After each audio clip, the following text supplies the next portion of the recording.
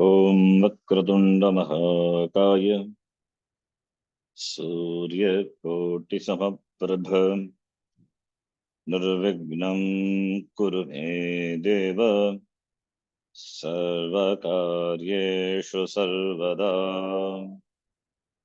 सरस्वती नमस्तुभ्यं वरदे कामरूपिणी विद्यारम्भं करिष्यामि सिद्धिर्भवतु मे सदा। गुरवे सर्वलोकानां भिषजे भवरोगिणां निधये सर्वविद्यानां दक्षिणामूर्तये नमः। ईश्वरो गुरुरात्मेति मूर्तिभेदविभागिने व्योमवद्व्याप्तदेहाय दक्षिणामूर्तये नमः। श्रुतिस्मृतिपुराणानाम् आलयं करुणालयं नमामि भगवत्पादं शङ्करं लोकशङ्करम्। सदाशिवसमारम्भां शङ्कराचार्यमध्यमाम् अस्मदाचार्यपर्यन्तां वन्दे गुरुपरम्पराम्। साक्षात् कृतं दयानन्दं परमार्थस्वरूपिणं तत्त्वज्ञानप्रशास्तारं प्रणतोऽस्मि परं पदम्। ॐ सहना भवतु सहनौ भुनक्तु सह वीर्यं करवावहै तेजस्विनावधीतमस्तु मा विद्विषावहै। ॐ शान्तिः शान्तिः शान्तिः।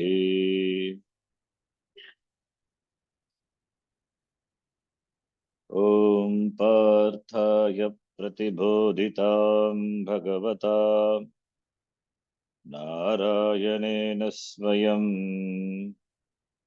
व्यासेन ग्रथितां पुराणमुनिना मध्ये महाभारतम्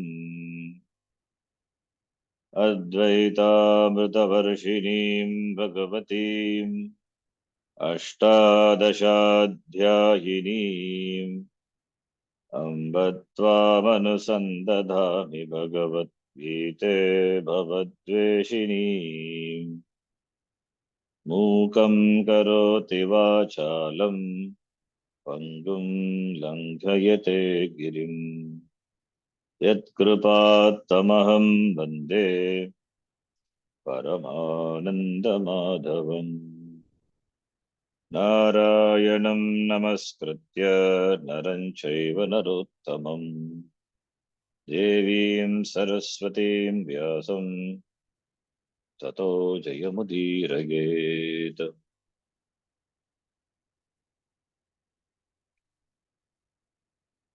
ॐ श्री परमात्मने नमः।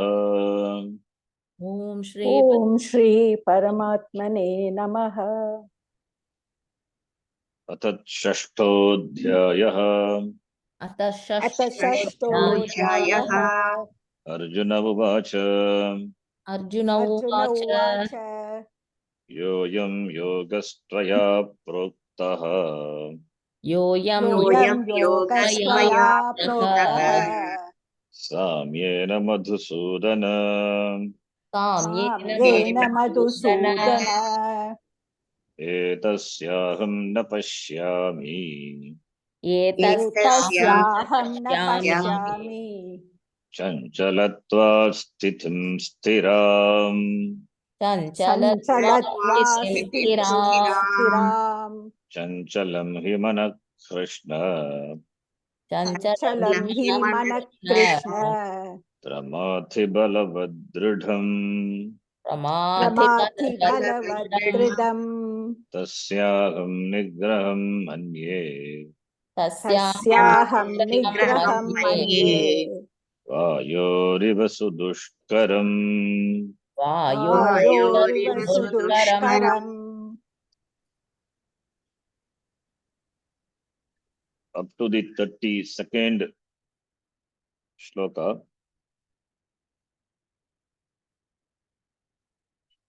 The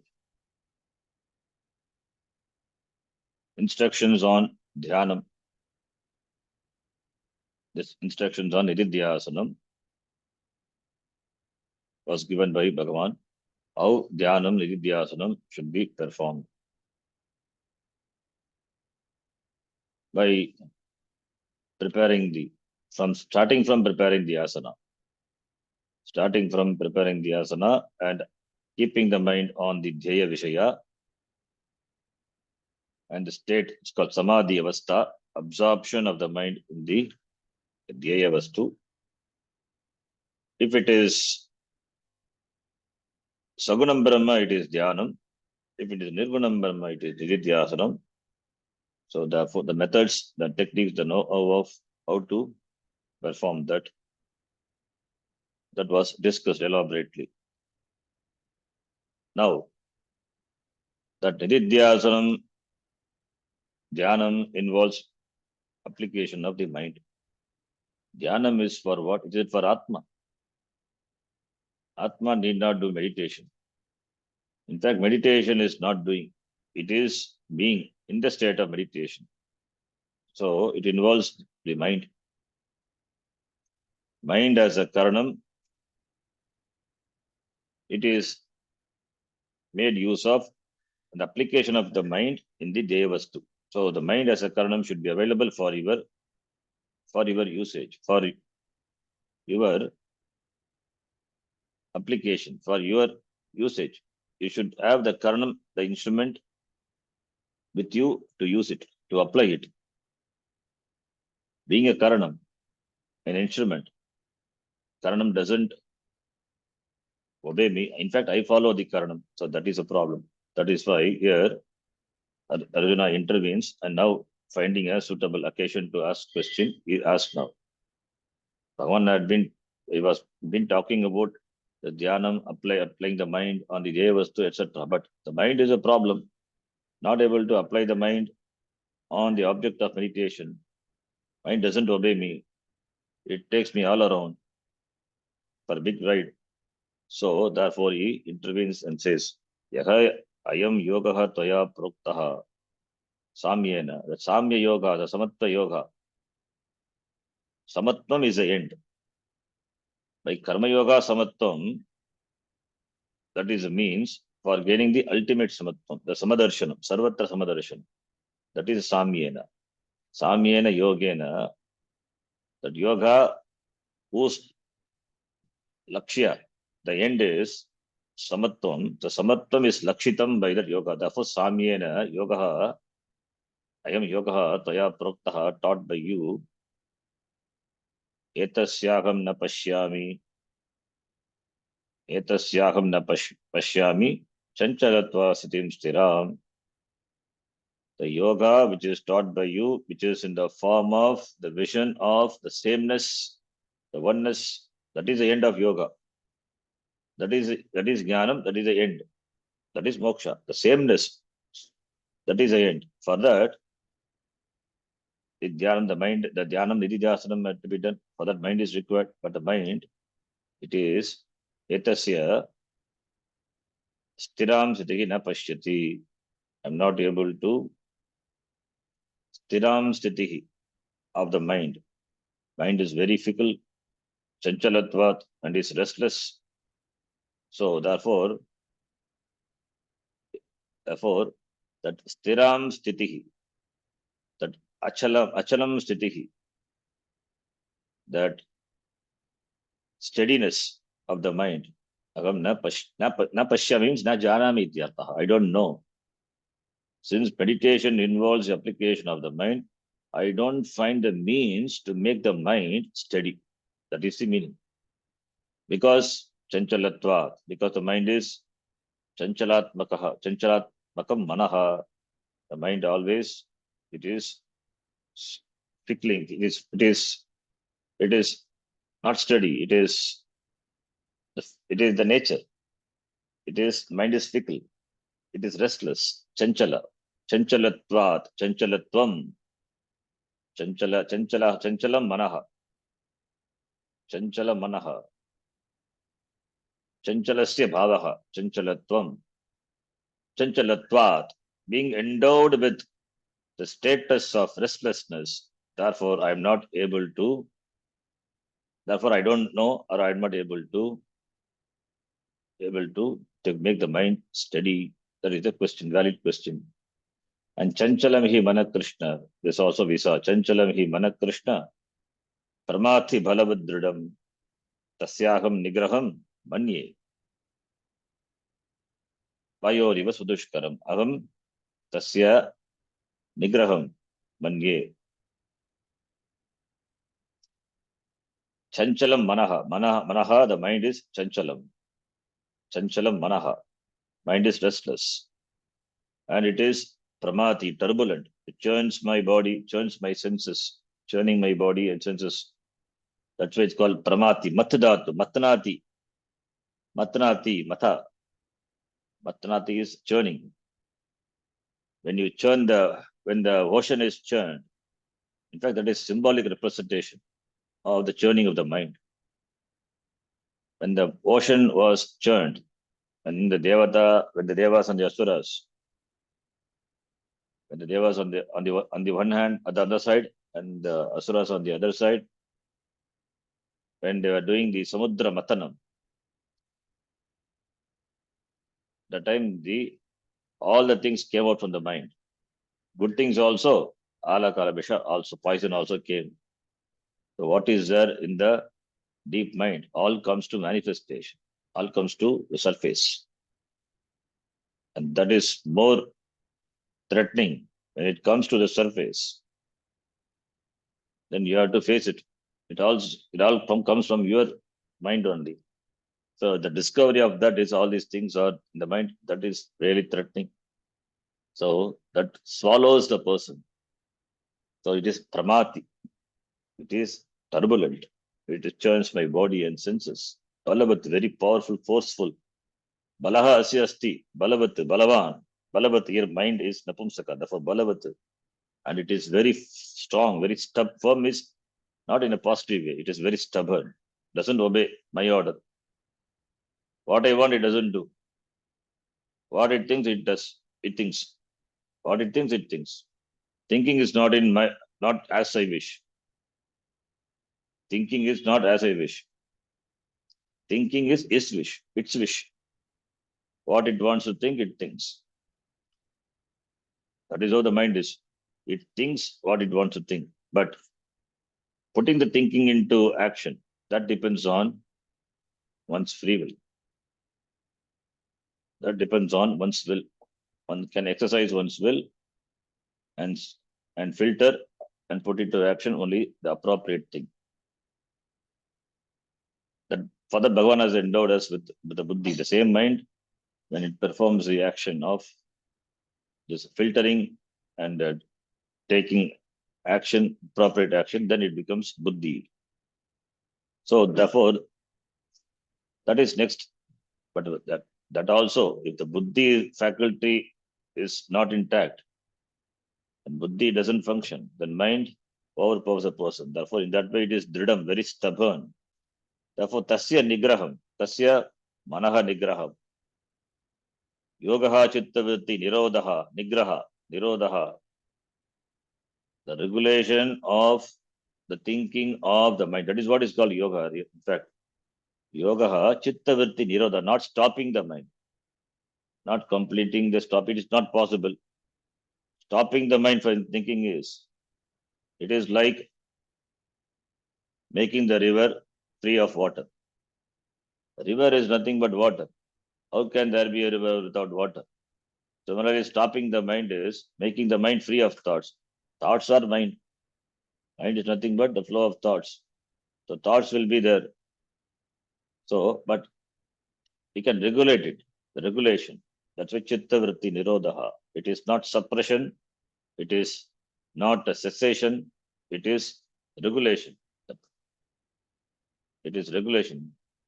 That's nigraha is wrongly translated in some books. It is stopping, cessation. Cessation is not possible.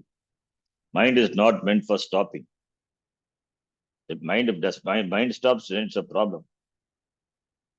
The tendency of the mind is to think. That is the nature of the mind. Mind thinks so many things. Mind, of course, the mind thinks only what you know. It cannot think something which you don't know. What you have put inside, what you have deposited into it. That alone it thinks. Mind is, if you observe the mind, it is a pattern. It has a tendency, it has a pattern to think in a particular way. So one needs to be watchful. One needs to understand the functioning of the mind. Then only nigraham is possible. Otherwise, nigraham is not possible. And mind has got tremendous potential. So one has to know the method of handling the mind, the tool given, but we don't know how to handle it. An electronic gadget is given, but we don't know how to operate it. An app is there, but we don't know how to operate the app. And what is the use of that app being installed in your mobile? So you should know how to operate it. Only mind is given. Mind is given. Unasked it is given. And you have to use it. But not knowing how to use it, we use it. And now we want to regulate it. Therefore, it will be difficult. Tasya nigraham, because so many years we have acted as dictated by the mind. Now we want to dictate the mind. So it is not as much easy, we think. Therefore, nigraham, vayo riva sudushkaram, iti aham manye. So I think, I consider nigraham, controlling the mind, is not simply dushkaram, sudushkaram. It's highly difficult. Vayogo iva, like the Vayu. Vayu is a good example because Vayu is chanchalaha, doesn't stay in one place. It always moves from one place to another place, keeps moving. Similarly, mind also keeps moving. It continues to travel from one object to other object. But there is a link. It is not that mind moves from one object to another object in a disconnected way. There is always a connection. First in the mind, you think, first you take a sankalpa and you sit meditation. From the meditation, the mind may go to Chittavati Nirodha, then go to Patanjali. Then Patanjali, it may go to Bhashyam. Then may go to Bhashyam means it go to Panini Sutra. If the mind is trained like that, I mean, the pattern is created. Then Panini Sutra to the class. Then class it will go to all over. So it has got a link. The mind has got a link, and the link has to be studied. So if we can deliberately disconnect, then the mind can be brought back to the object of meditation. Therefore, the deliberation, that alertness is required. So therefore, it is sudushkaram. It is very difficult. And mind, of course, when you sit for meditation, all the problems come up. You feel like sleepiness, drowsiness overpowers. Most of the meditators in the beginning, they fall asleep.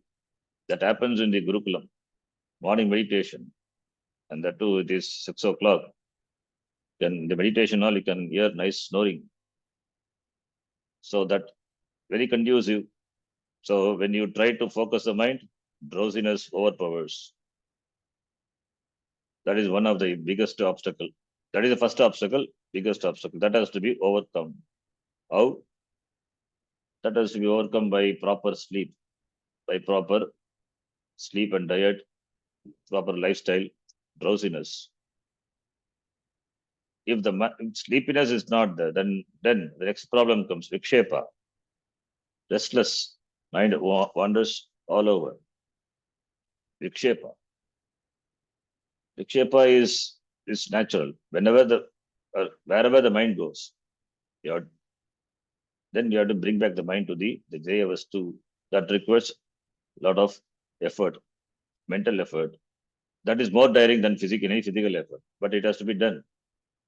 That's how Vikshepa can be slowly overcome. Vikshepa is natural, the Vikshepa. And somehow if you sit in meditation for some time, then from the unconscious, all the things slowly come up because they find the right time, the leisure, the unconscious. In the language of Mandukya, it is called Kashaya. All the sediments which have been stored in the mind, it comes up. Slowly it comes up. The unconscious are always there. Everybody has unconscious. There is no one in the world who do not have unconscious. Unconscious will be there. It's all already formed. The very childhood stage itself, it is formed. And it has slowly, it has built strength and it's become very strong. So it pops up. That is very difficult to face oneself, the unconscious. Unconscious finds the right time, right occasion to pop up. When you are relaxed, when you are free, then that time it comes up. Not to threaten you, but to show you that is there. Then one should have the courage to face it. One should have the courage to face it. This is all part of the meditation. You cannot bypass and go. It will be there. Unconscious, kashaya.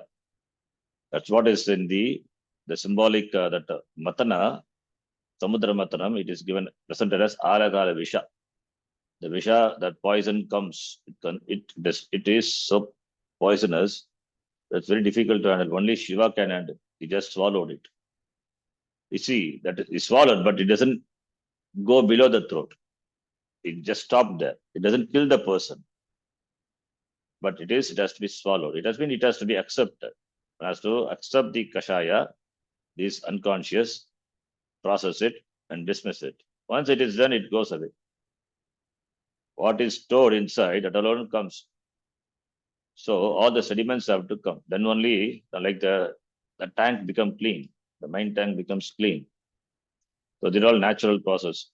This also will come, that kashaya, only when you develop the habit of meditation and when you are regular, that time only it will come. So therefore, all these are problems. Therefore, with this problem, how can we regulate, control the mind? So it's very difficult. Therefore, Arjuna's question is valid. Tasya nigraham vayogo iva sudushkaram. It is more difficult than containing the vayu, controlling the vayu. Vayogo iva. Vayu doesn't stay in one place. So therefore, vayogo iva sudushkaram, sushtu dushkaram. So therefore, the problem presented by Arjuna, it is not only Arjuna's problem, it is everybody's problem. And the untrained mind, what will happen? Untrained mind doesn't take permission of your emotion. When any emotion comes, it doesn't look upon that as a witness. You identify with that emotion and you express it by words, by your action. So therefore, there is no filter, there is no control. As it comes, it is expressed. That is more dangerous. In Vyavahara, it is more dangerous. In Vyavahara itself, it is more dangerous. So anything what you think cannot be expressed. You have to filter it and express it in a decent way. So that the definition of gentlemanship is a gentleman may have all thoughts, but is very decent in expressing the thoughts in keeping with the situation. So therefore, that's what decides a person, the person's character or quality. Thoughts will be there, all contrary thoughts will be there, but how he expresses, what he expresses, that decides a person, that decides the character of the person. So not identifying with all the thoughts. thoughts come and go, but let it come and go, but it is not me. That's a book. Don't believe everything you think, by Joseph Gian book. The thoughts come, the mind, you'll see so many thoughts and coming and going. You don't have to believe everything. Without your will, without your volition, it comes. You are helpless. Therefore, you need to create a Sakshi Bhavana with regard to the vritti, the thoughts. Sakshi Bhava means separate yourself from the thought. Maintain a distance. The distance is not physical, it is, you have to see the thought as a thought, not one with the thought. If you become one with the thought, then one with that emotion, then it overpowers you. It makes the situation very inconducive, dangerous. So we don't have to think everything. We don't have to believe everything what we think. So thoughts are there, and believing them is optional. We don't have to believe them. So it comes and goes. And when it comes to meditation, dhyanam, it is more difficult. So therefore, here the question is asked. It's a very valid question for all the sadhakas, because we find difficult to gain mastery over the mind. It is an important quality, shamaha. All these are discussion on the sadhana chatushtaya sampatti. So sadhana chatushtaya sampatti separately, it is not discussed. It is discussed all over. It is discussed till the end. So here, what the discussion here is shamaha. What is shamaha? Mano nigraha. Damaha indriya nigraha. So first is indriya nigraha, then shama, mano nigraha. So preceded by indriya, mastery over indriya. Mastery over indriya, at least withdrawing the indriya. Withdrawing the indriya, because indriyas, they bring information of the objects of the world. So therefore, indriya nigraha. Yada samharate chayam kurmonganiva sarvashaha indriyani indriyartebhyaha. At least up to that. Indriyartebhyaha indriyani should be withdrawn.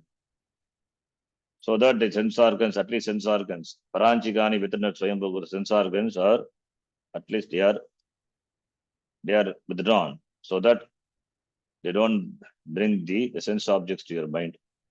But mind itself, in the meditation, that's why in the meditation, you close all the indriyas, close your eyes. Eyes are the main indriya. Eyes, ears cannot be closed. The ears are open, they don't have doors, but eyes can be shut. Other indriyas can be withdrawn. Without that, meditation is not possible. Without that, how can you meditate? So you have to close your eyes, withdraw all the indriyas. Physically, we have to withdraw. Then mind alone is that. Now you have to handle the mind. So therefore, damaha is, of course, damaha is the first step in the meditation. Then shamaha. It's all the way is shamaha only. So therefore, nigraha means shamaha. Shamaha is what is asking Arjuna. For that, Bhagavan says, we have to read this shloka number 35. Let us read. Shri Bhagavan Uvacha श्रीभगवानुवाच Asamshayam Mahabhago असंशयं महाबाहो Manodurnigraham Chalam मनोदुर्निग्रहं चलम् Abhyasena tu Kaunteya अभ्यासेन तु कौन्तेय Vairagyena cha Grigyate. वैराग्येन च गृह्यते Asamshayam, no doubt. A Mahabaho. That's an apt appellation here. Mahabahu. Mahantau Bahu. Yasya Saha. Mighty armed. You have the power, you have the capability to win over your enemies. What about your mind? With regard to mind, you say that Nigraham, Tasya Nigraham, Vayoriva Sutushkaram, you say. Yes, what you say is correct. First is acknowledging the problem. So Bhagavan, he confirms the thinking of Arjuna that nigraha of the mind is as much difficult as the nigraha of the vayu, as much difficult as controlling the wind. As the vayu is restless, so the mind is also, it is restless. First, we have to accept the fact the mind is restless. If we don't accept, if there is resistance, that will cause more problem. In addition to the restlessness of the mind, the non-acceptance of the fact that causes more obstacle, more hindrances. Therefore, acknowledging the fact, it is not only my problem, it is everybody's problem. If I have a problem, then I may feel small, insecure, and may feel very small, inferior. But it is everybody's problem. Therefore, it is natural. It's a natural problem. And it is confirmed. Yes, asamshayam. It is difficult. No samshaya. With regard to the nigraha of the mind, there is no samshaya. Samshayaha na vidyate. Yes, that is asamshayam na vidyate.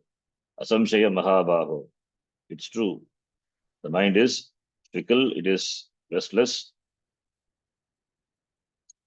So it is not that your mind is restless. It is everybody's mind. And when it comes to meditation, it is all the more. So, therefore, mind is kshanika. Mind is momentary. That is how the mind is. Mind is kshanika. If it is not kshanika, then it is a problem. You think of a vriksha. Vriksha, that is, the tree thought comes. But the thought of tree doesn't stay forever. If it's that tree thought alone is there, and it's a problem. That thought of a tree comes, goes away, replaced by a flower, then it is replaced by a gata and pata. So many thoughts come. But if only one thought is there all the time, then even if the sense organs perceive other objects, sense objects, that cannot be perceived because your mind is not there. Your mind is perceiving only vriksha. So even in a pot, you will have only vriksha thought. You will have vriksha cognition of a tree, even with regard to the pots, even with regard to the gata, pata, mata, etc. With regard to every perception, there will be only one perception, that is vriksha tree alone. Then it is not knowledge. No knowledge can take place. Therefore, the mind, the thoughts flow, that is natural. In fact, the flow of thoughts is a mind. Therefore, the thoughts are kshanika, they are momentary. Thank God it is kshanika. It is how it is. It is kshanika. Then only the knowledge can take place. Otherwise, the knowledge is not possible. Therefore, since the mind, this is how the mind is, this is how the karanam is, then how to make this mind steady? He says, abhyasena tu kaunteya. First he acknowledges, asamshayam, there is no doubt that nigraham is dur. It is dukkena labhyate, not easy. Dukkena means not impossible.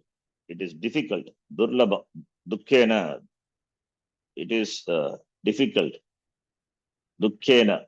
Dur means dukkha.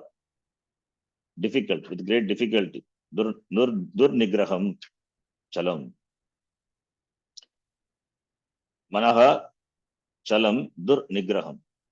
The chalanatmaka manaha, nigraham of that is difficult. It is difficult. But it can be, he says, gives a means, but it can be overcome. It is not impossible, it is difficult. By how? Abhyasena tu kaunteya vairagyena cha drivyate. By abhyasa and vairagya. Abhyasa meaning practice. Abhyasa is practice. One has to put effort, and the effort should be repeated effort. Abhitaha. It is, the attempt should be overall attempt, and it should continue.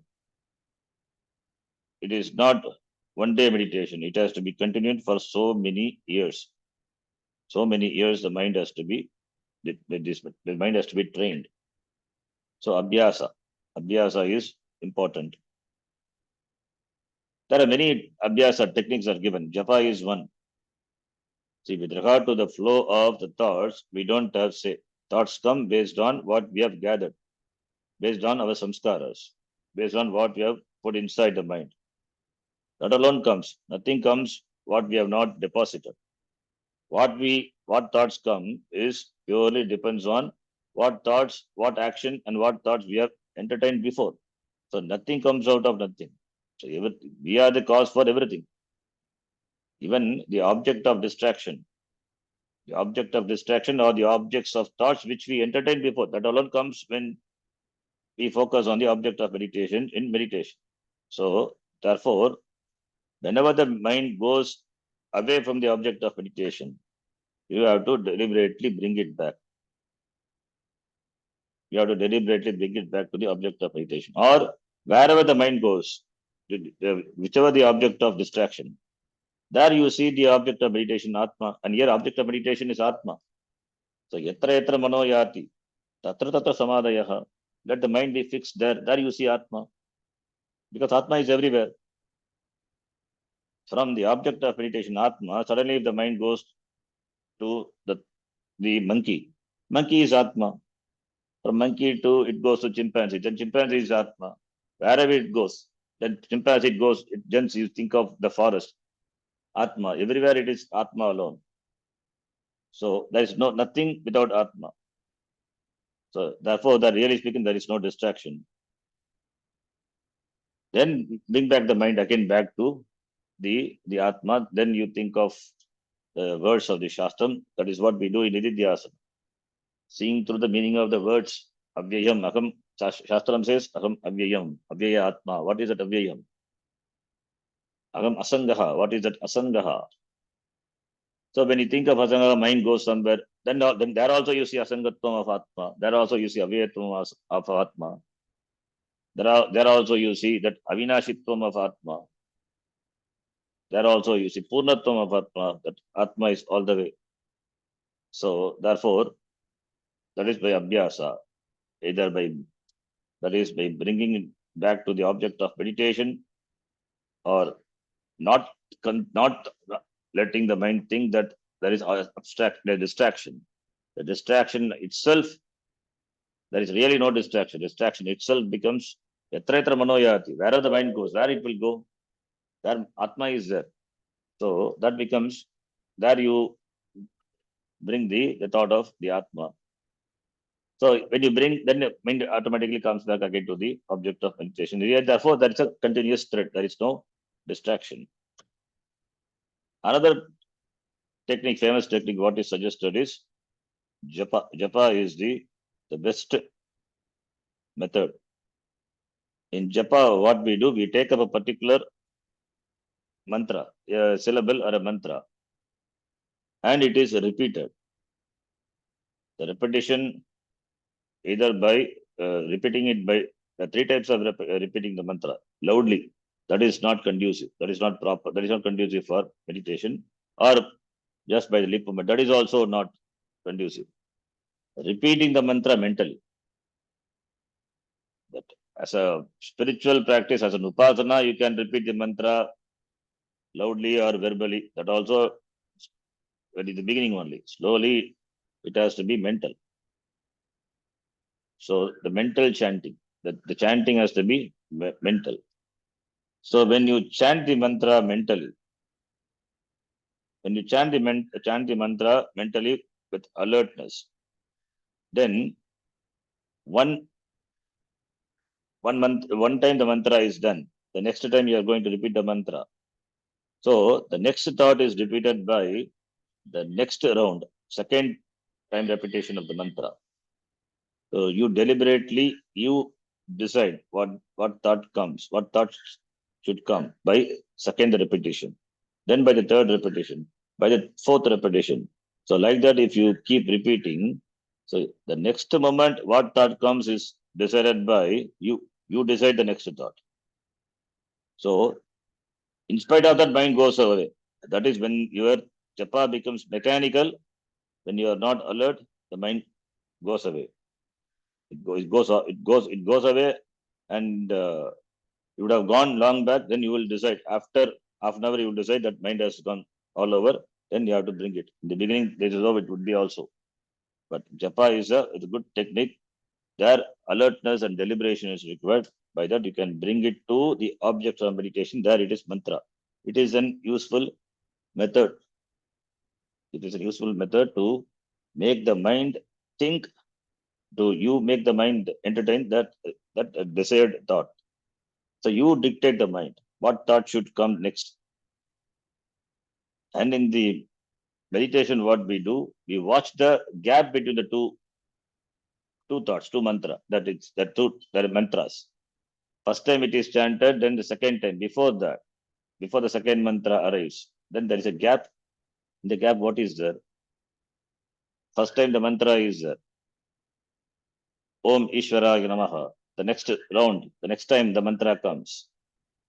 So before the next mantra, before the next time the mantra is repeated, then there is a gap. The gap, you have to widen the gap. You have to widen the gap slowly. No other thoughts. Then the gap, what is there? That Atma without any thoughts. That is thoughtless. So between the two thoughts, there is a thoughtless state.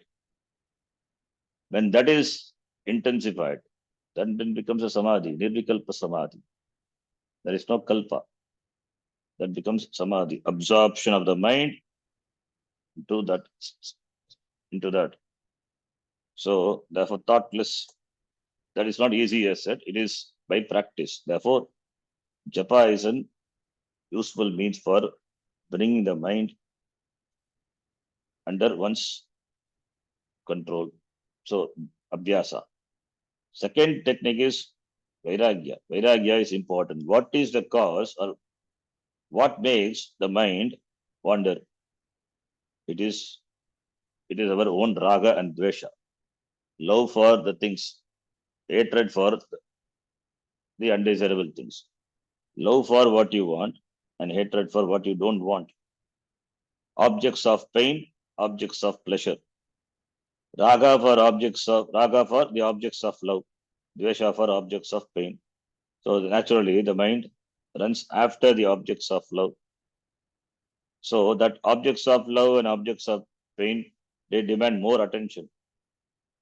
So therefore, vairagyam is being objective to both the objects of love as well as that of the pain. So in other words, dispassion, being dispassionate. Dispassion is general meaning. Objectivity is the right translation of the word vairagya. Being objective, not superimposing or coloring the object with your wish. Seeing the objects as it is. Often it is not seen. Like that. The objects are colored. The objects are superimposed with your wish, and therefore the object is taken as an object of love or as an object of hatred. Object being what it is neither is the cause for love nor the cause of pain. Being what it is, you color them, you superimpose them with your wish, and make it an object of love or object of hatred. So therefore, that is being subjective. Being subjective is the problem. So bringing more and more objectivity, looking upon a thing as it is. For example, dhanam, wealth is there. So the wealth gives me security. This is an adhyasa. The wealth gives me security. Thus, wealth is really wealth gives security. Wealth gives you the buying power. But thinking that wealth is the security, that is adhyasa, shobhana adhyasa. It is shobhana adhyasa. Shobhana adhyasa are different types. Adhyasa meaning superimposition. Superimposing that money is a source of security. Money is important. Money gives you the buying power, but it is doesn't give you security. What happens if you have money, but you are in the middle of the forest? You don't have food. That money gives you security, or does money give you food, or you feel secure in the mid forest? Money gives you the necessary buying power, but money is not security. But we superimpose the status of security on the money. Similarly, with regard to all the objects, our srishti is a jiva srishti. The jiva superimposes certain imaginations, wishful imagination on an object, and therefore as a love or hatred for the object. Object being what it is, that cannot be really an object of love or hatred. It is being what it is. We color it. We superimpose our wish on that, and therefore that with regard to that, with regard to the objects, one has to be objective, because the sense objects, which are present in a subtle form in the mind, that takes a mind, that makes a mind scattered all over. Therefore, developing more and more objectivity can calm the mind, can compose the mind, can bring the mind to certain calmness, certain tranquility is achieved. That is necessary for meditation. So, in other words, Vairagya is nothing but one has to emotionally grow. Without enjoying this emotional growth, Vairagya, one cannot really do meditation. Meditation is impossible. One has to grow. One has to grow emotionally in terms of understanding the limitation of the objects or the situation, whatever it is. So the removing the superimposition, our adhyasa, looking upon the objects as it is, that change what you bring in your mind, that cognitive change, that frees the mind. Ultimately is the freeing the mind from the hold of the Vishayas, the sense objects. If it is done, then Paranchikani Vetrana Swayambhuhu will not happen. Paranchikani, Kani Indriyani helplessly goes out. Without the gates are open, it flows towards sense objects. Because it has Raga Dvesha, therefore. Now when you have objectivity, when you develop objectivity, then you enjoy certain freedom. Mind becomes relatively free. That relative freedom, relative freeness, what you enjoy, that is required for dhyanam. Therefore, vairagya. Therefore, these two are important. One is abhyasa, other one is vairagya. Abhyasa is practice by adopting different techniques, japa, etc. And second thing is vairagya. Abhyasa, pranayama, etc. Also, pranayama also is a part. Even before doing japa, also we do pranayama. So, because prana and the mind, they are connected. When you become emotional, your prana become erratic. Or when your prana is erratic, your mind becomes disturbed. So they are connected. Therefore, japa, pranayama, ityadi, by that practice and by having more and more vairagya, cultivating more and more vairagya, more and more objectivity, by that the mind can be relaxed, mind can be freed to a greater extent. And that is required for dhyanam. So therefore, abhyasena tu kaunteya vairagyena cha grigyate. Grigyate, the mind is grigyate, can be mastered. Even though the mind is difficult to control, difficult to manage, difficult to master, but it can be mastered. It is not an impossibility by vairagya and abhyasa. Abhyasa also persistent effort. It's not one-time effort. Persistent, consistent effort for a length of time, for many years. Even if it takes one janma, it takes abhyasa by practice. One should not give up the practice. So these are the only two ways. Abhyasena vairagyena, manaha grigyate. Mind can be grigyate, mastered. Iti. Then the next shloka. Let's read. Asanyatatmano yogaha. असंयतात्मना योगः Sorry, Atma. Asanyatatmana. Dushprapayiti me matihi. दुष्प्रापयति मे मतिः Pashyatmana tu yatata. पश्यात्मना तु यतता Shakyo vaptumupayataha. शक्यो वाप्तु यथा ततः Asanyatatmana yogaha dushprapaha. Iti me matihi. Me matihi, mama thinking, mama matihi, mama opinion. Mama matihi. One says, mama matihi. This is my vision, my opinion. Asanyatatmana, that is Tritiya Vibhakti. Atmana, here it's Antakaranam, not Atma. Here it is Antakaranam. Asanyatatma. Asanyaha. That's Sanya, Sanyama. That's a Yoga Sutra word. Sanyama. Sanyama, Asanyatatmana. Asanyaha, Atma. Atma, which is Asanyaha. Asanya Atma. Yena Saha. Asanyatma. Tena. Asanyatmana. By the mind. By the mind. That is the mind, by the person who doesn't have abhyasa, practice, who doesn't have vairagya, objectivity. The mind, that mind, the person who enjoys the mind, having such mind, that person is called asanyatatman, referring to the person, tena, asanyatatmana. So, asanyatatmana, by that person who is without abhyasa, no practice, without vairagya, no objectivity, he has got all the adhyasa, shobana adhyasa. By that person, this yoga, dushprapaha, dukkena.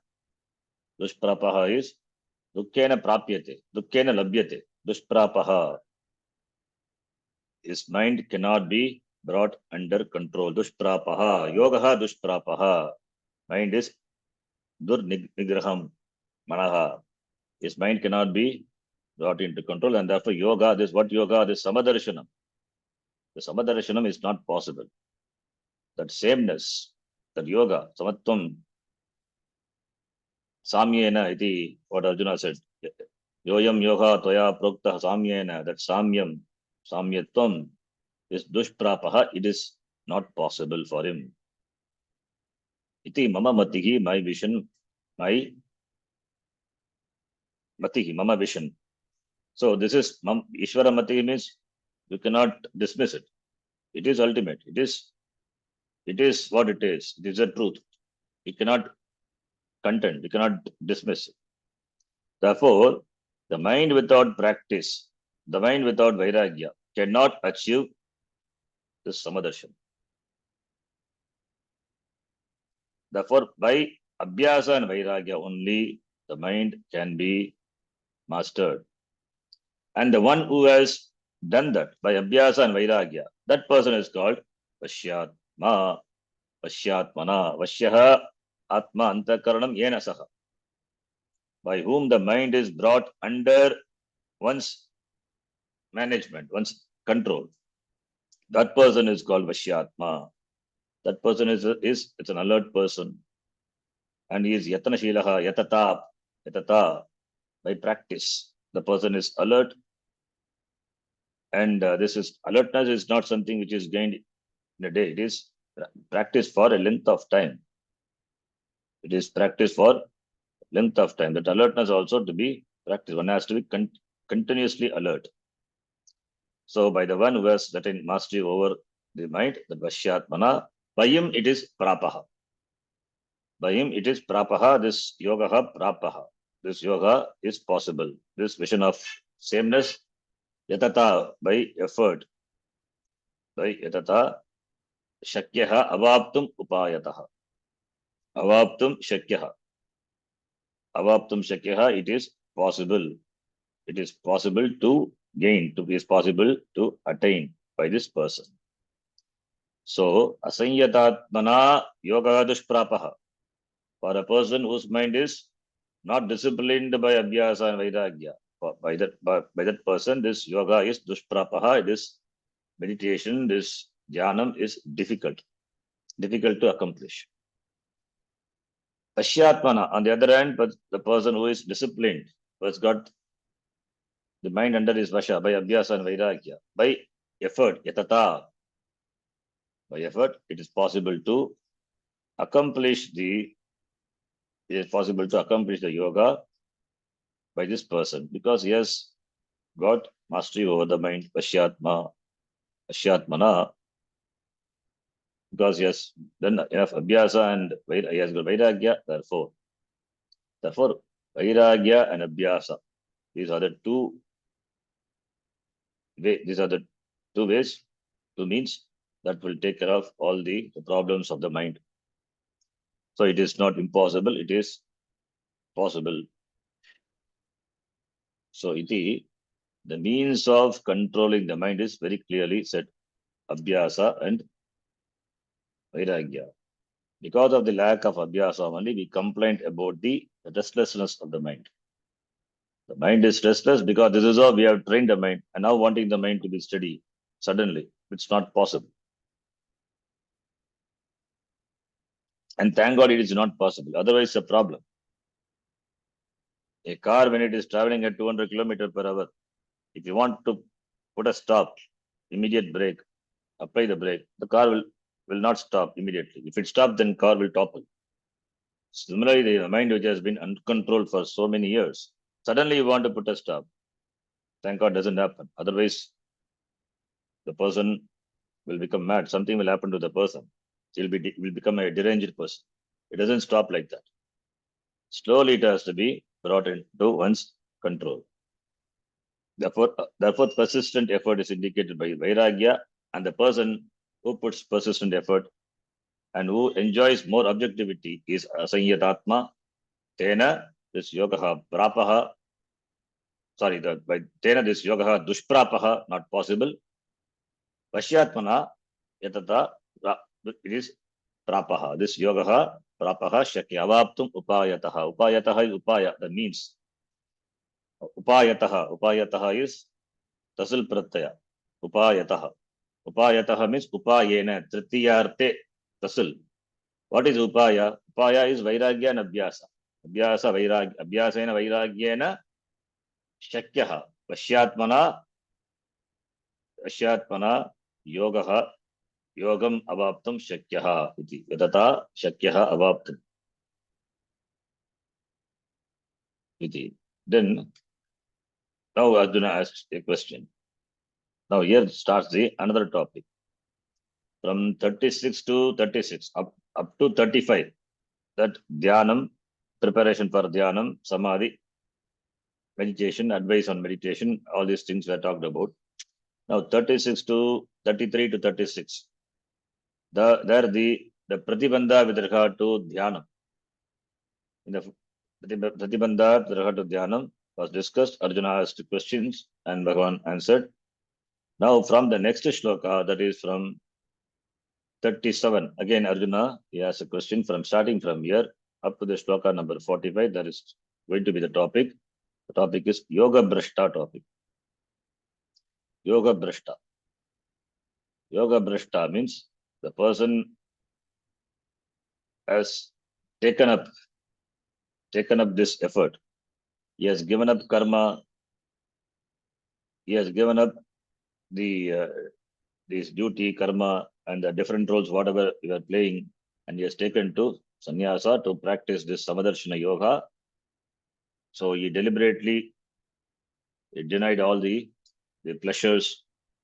Now he has taken to sannyasa, committed himself to this knowledge. Now the purpose of taking this is, suppose if it is not achieved, then what will happen to that person?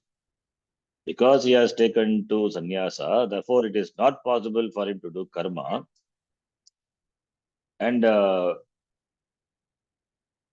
therefore, this, since he has to take into karma, it's not possible for him to do karma. And also now the end is also not achieved. Now will the person, what will happen? Now this person not able to gain this Samadarshana yoga and not able to practice karma also. At least karma can give certain shuddhi, certain preparedness. That also he cannot do. Now, not able to do both, not able to gain both. What would happen to that person? Will he be lost forever? Will he be completely paralyzed? What will happen to that person? That person is what is talked about. That is not able to gain the end in this life itself. And since he has taken to sannyasa, therefore karma, the chance of doing karma also not possible. At least if he is a karma yogi, you will have the opportunity of developing oneself, is cutting the sharp edges by his interaction with the world. He will have enough chances for growth, self-development. That also is denied because he has taken to sannyasa. So what will happen to that person? So Arjuna is asking, suppose if I take sannyasa, even though not qualified for sannyasa, suppose if I take sannyasa, this I cannot do karma. What is achieved by karma also is denied for me. Having taken to sannyasa, suppose if I am not able to achieve the end in this janma itself, then what will happen to me? That is a question.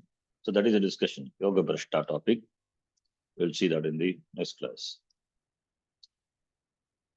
Yam Brahma Varunendra Rudra Marutah Stunvanti Divyai